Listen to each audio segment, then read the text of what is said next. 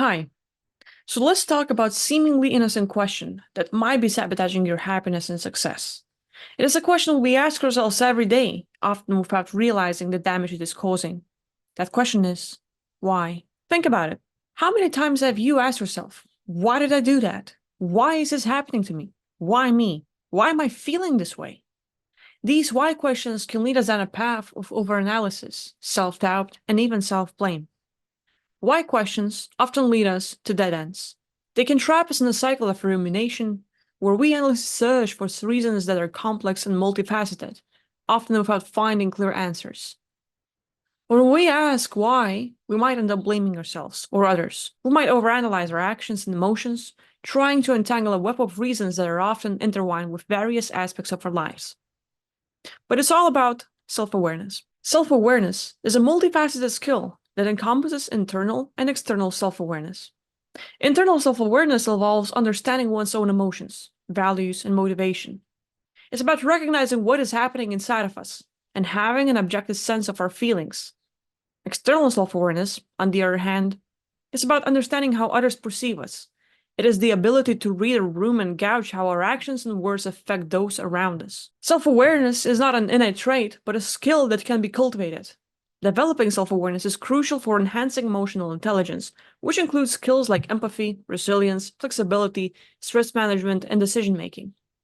These skills are essential for navigating life's complexes and building meaningful relationships. To cultivate self-awareness, incorporating habits of reflection into our daily routines is quite important.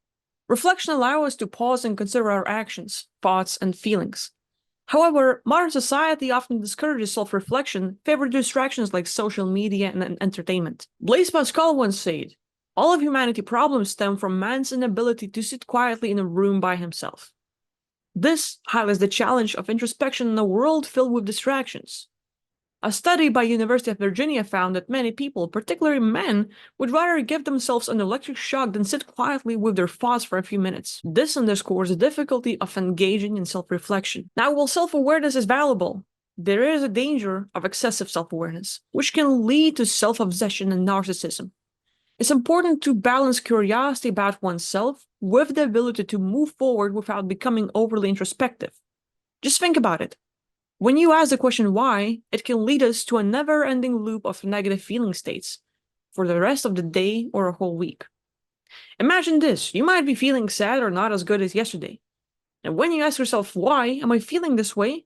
Your thoughts and introspection can lead you to dead ends, as why questions often not have clear or satisfactory answers. They can lead us to endless speculation or analysis and frustration because the reasons behind emotions and actions are complex and multifaceted. Are you feeling bad because of the body chemistry being out of balance, your hormones, the food you ate last night, lack of sleep, or people you've met recently? Is it the stars, a Mercury retrograde, the full moon, numbers, the past lives egregors? There's never a clear or satisfactory answer. Only speculations because things in life build up over time. Asking why can lead to overthinking and excessive rumination.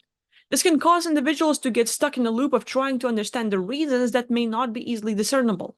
Why questions can lead us to self-blame and negative self-judgment. For example, why did I react that way can turn into a I must be a bad person for reacting that way. Instead of providing clarity, why questions can result in underproductive introspection. People may dwell on past actions and feelings without finding constructive solutions or understanding. Do you ever catch yourself thinking about an event that happened to you when you were 5 or 15 years old and you still feel bad about it? Waking up in the middle of the night thinking of a random thing that happened and then you go just deep into your emotions and bad feeling states. Quite often it promotes an unclear understanding of emotions. Emotions are complex and influenced by many factors, making it difficult to pinpoint a single reason for feeling a certain way.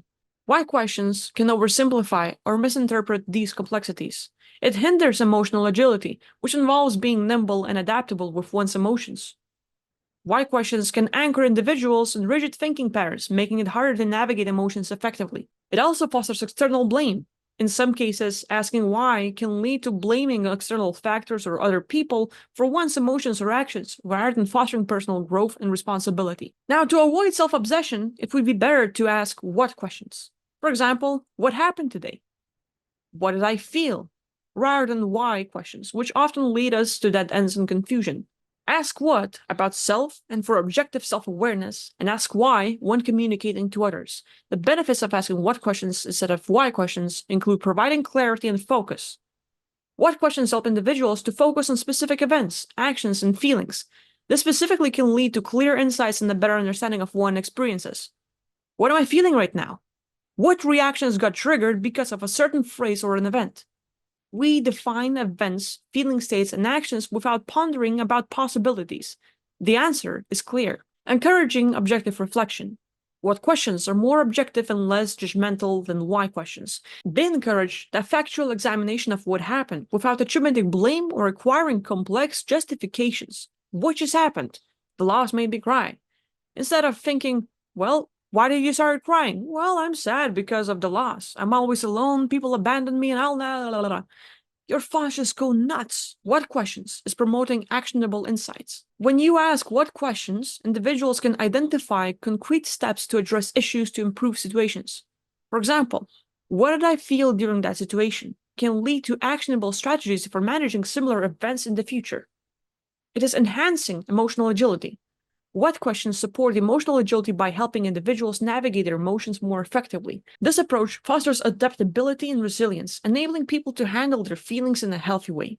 What questions help prevent overanalysis and rumination by focusing on the observable facts and tangible outcomes? This can reduce the tendency to get stuck in the underproductive thought patterns. It is also encouraging self-compassion. By framing inquiries around specific events and behaviors, what questions promote a more compassionate and understanding view of oneself. This can lead to the greater self-acceptance and reduce self-criticism. What questions contribute to a constructive form of self-awareness that is grounded in reality? This type of self-awareness helps individuals to recognize their strengths and areas for improvement without becoming self-obsessed. When discussing feelings and experiences with others, what questions can lead to more productive and empathetic conversations? They help clarify issues and foster mutual understanding. What questions are well suited for reflective practices such as journaling and counseling? They provide a structured way to explore one's inner world and develop greater self-knowledge. In summary, asking what questions encourages practical, compassionate, and action-oriented self-awareness and emotional intelligence.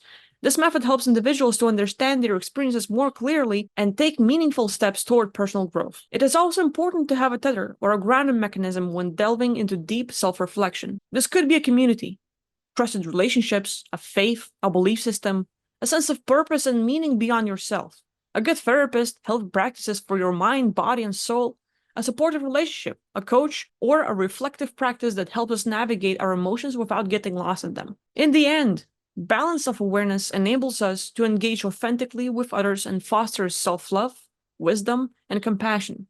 It allows us to see ourselves as we truly are, without constant self-evaluation or self-depreciation. When we achieve this balance, we can offer our best selves to those around us, enhancing our relationships and overall well-being. By maintaining a healthy balance, we can unlock our potential and live more fulfilling and connected lives.